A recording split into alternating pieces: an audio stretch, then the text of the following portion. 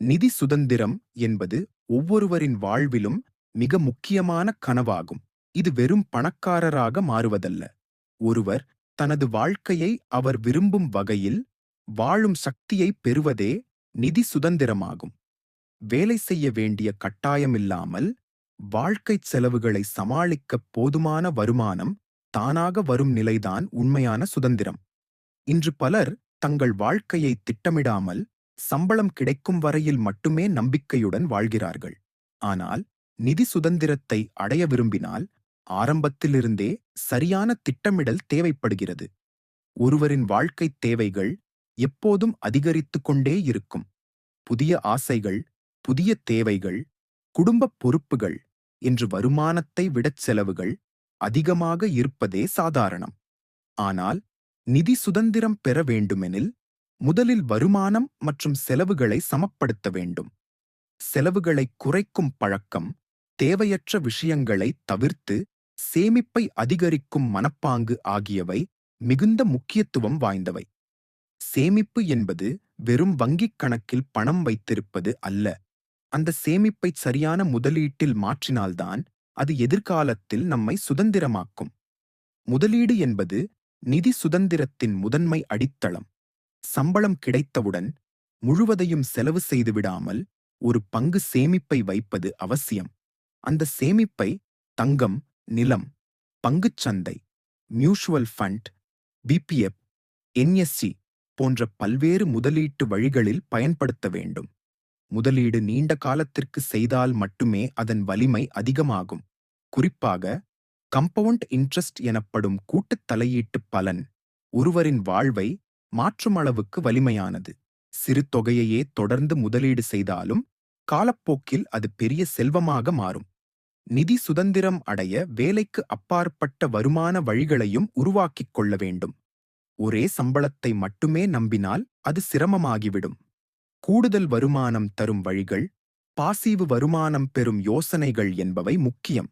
வாடகை வீடு, online business, YouTube channel, blocking, digital marketing போன்ற பல வழிகள் இன்று உள்ளது. இவற்றில் சில முயற்சிகளை செய்யத் தொடங்கினால் அது தானாகவே வருமானத்தை உருவாக்கும். அதனால் வேலையில்லாத போதும் வாழ்க்கைச் செலவுகளை சமாளிக்க முடியும். நிதி சுதந்திரத்திற்கு கட்டுப்பாடு மிக அவசியம். ஒருவர் எவ்வளவு பணம் சம்பாதித்தாலும் கட்டுப்பாடு இல்லாமல் செலவு செய்தால் அது ஒருபோதும் சேமிப்பாக மாறாது. தேவையானவற்றுக்கும் தேவையற்றவற்றுக்கும் இடையிலான வித்தியாசத்தை புரிந்து கொள்வதே முக்கியம். கடன் என்பது நிதி சுதந்திரத்துக்கு மிகப்பெரிய தடையாகும்.